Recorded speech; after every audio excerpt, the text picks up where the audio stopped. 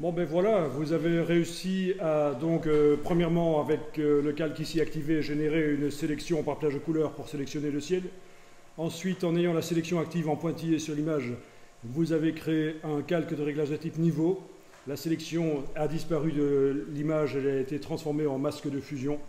Et donc j'arrive à modifier le ciel original grâce à ça, l'intensité lumineuse. Et pas oublier qu'on a aussi un calque de réglage qu'on avait créé pour modifier l'ambiance colorée de tout ça. Donc le calque de réglage de type courbe qui est là juste au-dessus, normalement vous l'avez aussi. Bien. Et donc le calque texte cristal apparaît un peu différemment. Il faudra peut-être modifier son style. Ça, c'est une autre histoire. Voilà. Je mets l'autre, par exemple. Dans la palette des styles, je vais aller chercher la variante cristal que j'avais été créée. Et ça donne pas mal du tout avec quelque chose de plus foncé derrière. Logique. Ok, et on va voir maintenant le collet dedans. Donc, il faut aller chercher un ciel. Finalement, j'ai des doutes sur celui-là et je vais éventuellement aller en chercher un autre de ciel.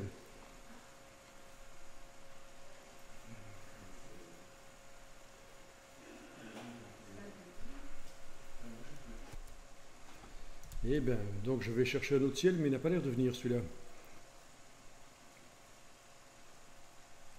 Peut-être demander recherche par image. Toutes les tailles. Non, il n'est qu'à un seul endroit, là, et il ne veut pas s'afficher. Quelle viciosité!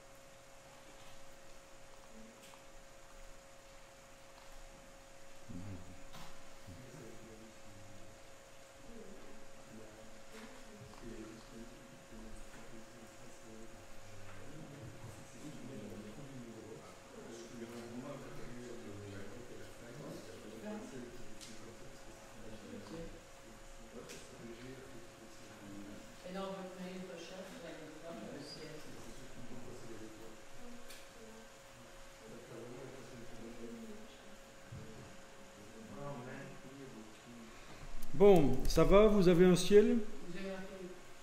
Ah, comme recherche? Oh, moi j'ai tapé Stormy Sky, et entre guillemets public domaine, et j'ai demandé supérieur à 4 mégapixels. Mais de toute façon, des cieux, vous en avez plein. C'est un truc qui marche bien à notre époque, la religion. Vous avez remarqué? Je rigole. Oui, mais j'ai le mien, tu me permets de l'ouvrir quand même. Je vous ouvre, messieurs. Non, j'ouvre le ciel. Voilà. En fait, même s'il est flou, c'est pas très grave pour des nuages, en fait. Oui, d'ailleurs, il y a du grain là-dessus. Ah ah.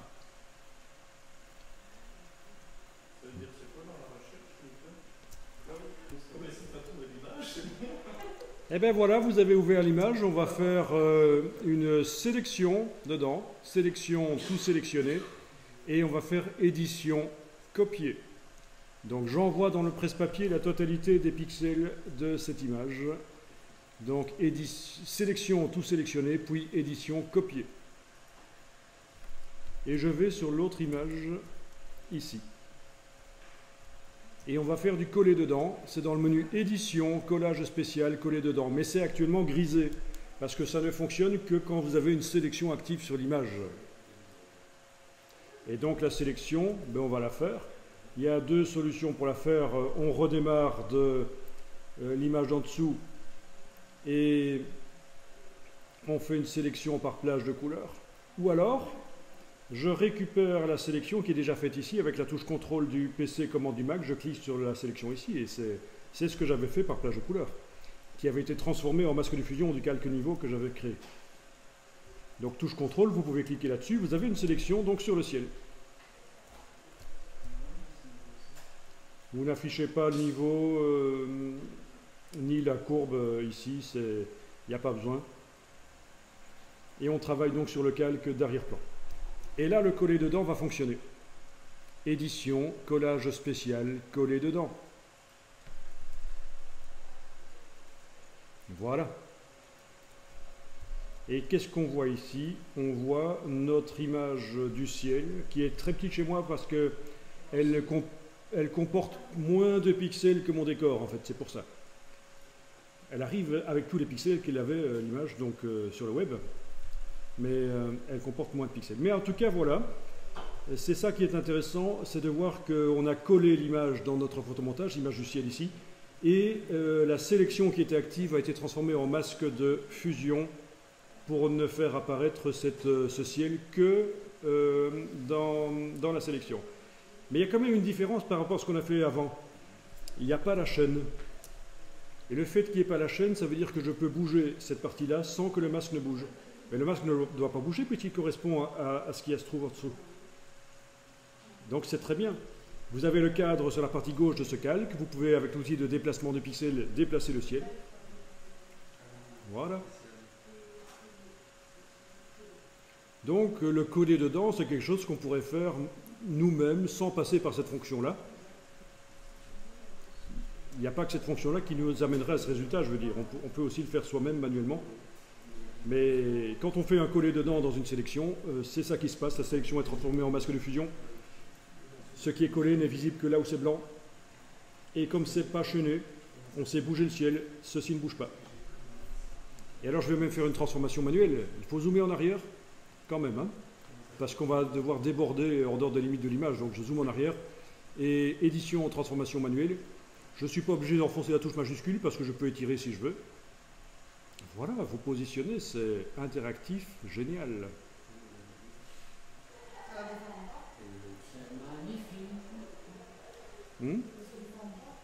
Ah si, ça se déforme, les nuages se déforment, mais ça peut être intéressant de les allonger dans un sens ou l'autre. Voilà, et vous faites des tests. Là, je trouve que c'est pas mal du tout comme résultat. Je vais valider. Je vais peut-être dupliquer le calque et enlever l'œil en face du précédent pour faire différents tests. Je duplique le calque et j'enlève l'œil en face du précédent et je réessaye. Tiens, transformation manuelle. Qu'est-ce que ça donne si on le fait plus petit et plus haut peut-être cette fois-ci? En hauteur comme ça, voilà. Bon, c'est pas génial. Je vais faire grand comme ça et voilà. Je valide avec la touche entrée sur le clavier et j'ai donc deux versions du ciel. Cette version-là et cette version-là. Et je décide. Je ne vais pas vous faire le rappel sur la composition de calque pour passer directement de l'un à l'autre. Là, je suis en train simplement de basculer avec les yeux.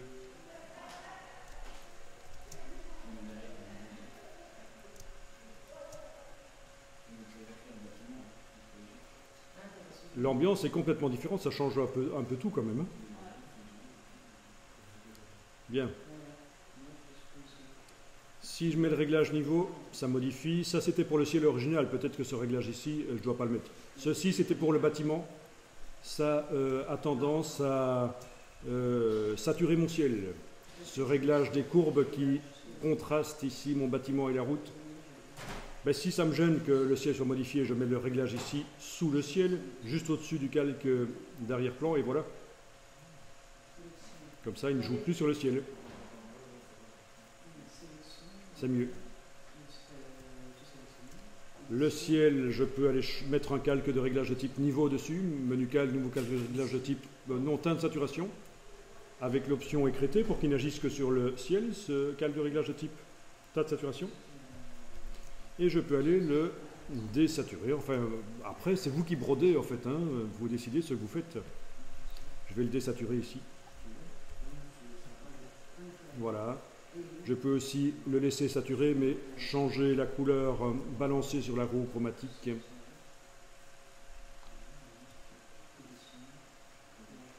Un peu, pour le faire un peu moins sciant et un peu plus bleu foncé.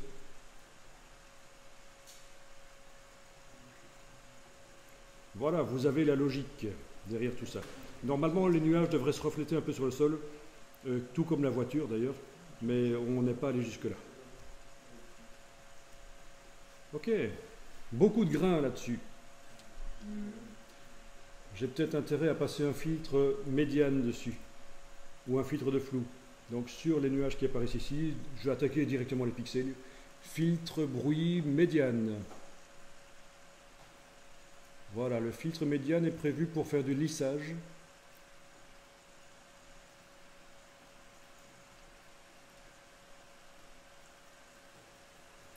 Il y a beaucoup de grains dans la photo, c'est assez gênant. Ce qu'on peut faire quand on a des photos avec du grain, c'est les développer dans Camera Raw, qui a des outils pour supprimer le grain un peu mieux que ce qu'on trouve ici dans Photoshop. Parce qu'en fait, on peut, dans Camera Raw, dans le plugin de développement des images RAW, assez bizarrement, on peut également développer des images JPEG. Donc vous pouvez corriger vos couleurs d'images JPEG avec le filtre Camera Raw. Ici, c'est filtre bruit médiane. C'est pour enlever le grain.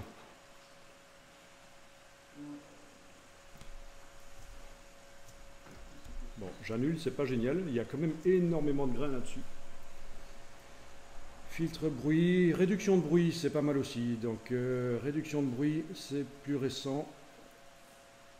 Donc là, j'ai annulé médiane et je vais dans réduction de bruit.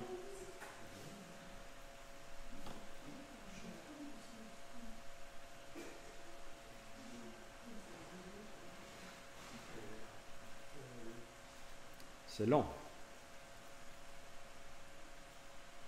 Ah oui, il y a par couche. On peut travailler sur chaque couche pour réduire le bruit. Typiquement, dans la couche bleue, on aura souvent plus de bruit que dans les autres.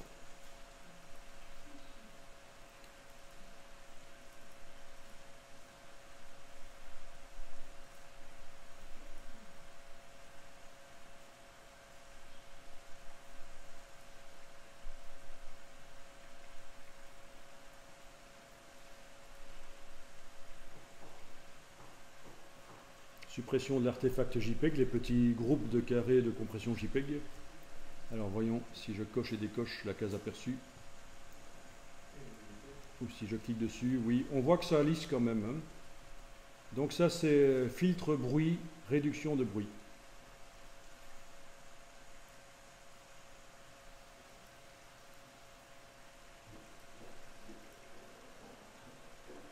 Ok.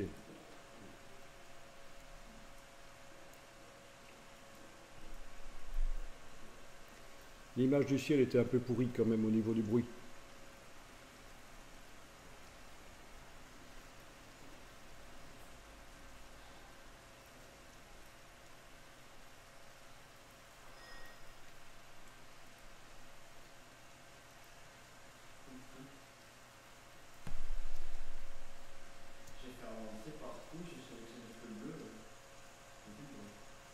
Col bleu, ça a marché bien?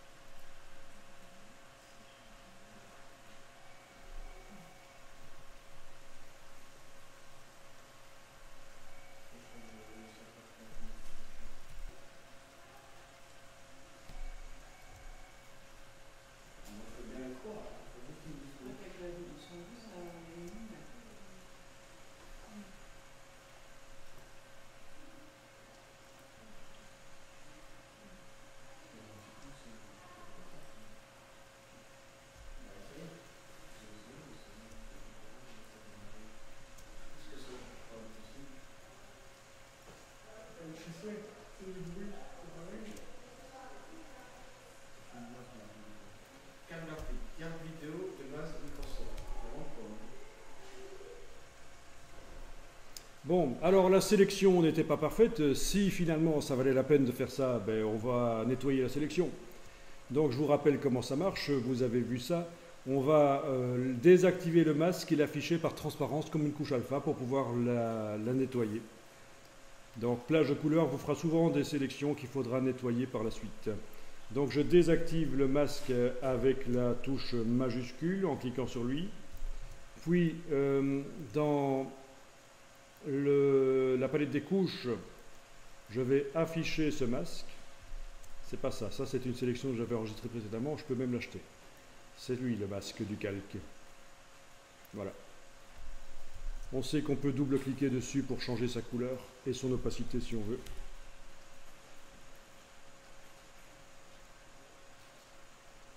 Voilà. Et donc voilà, on est censé dessiner en noir pour empêcher que le ciel soit visible à certains endroits, notamment sur le poteau ici. Donc avec le pinceau, en dessinant en noir comme ça. Oups, en noir on a dit. Voilà.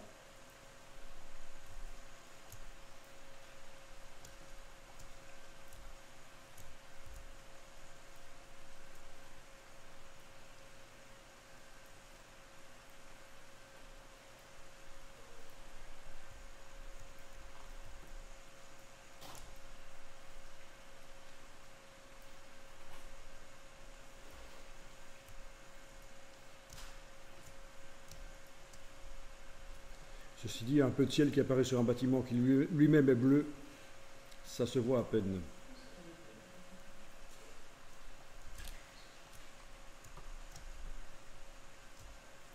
Ok, quand la retouche est faite, on enlève l'œil en face du masque dans la palette des couches et on réactive le masque en cliquant sur lui. Voilà.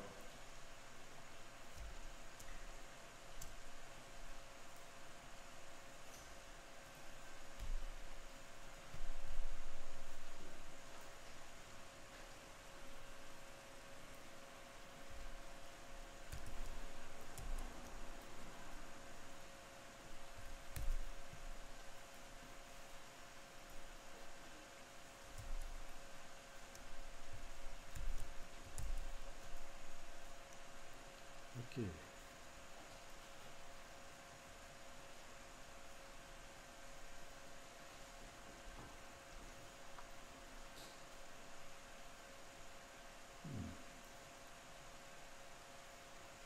Ce calque de réglage qui modifie tout au-dessus fait foirer le ciel. Je vais le laisser tomber. Ou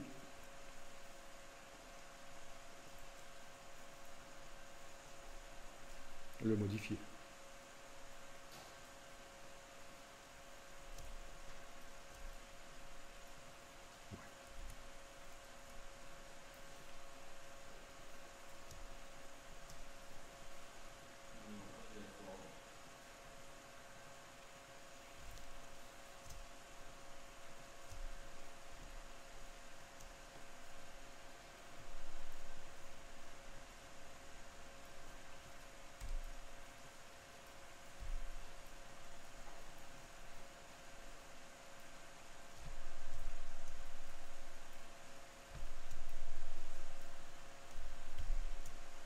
Eh bien, je vous propose de voir comment cette technique du coller dedans peut nous servir à rapidement texturer un objet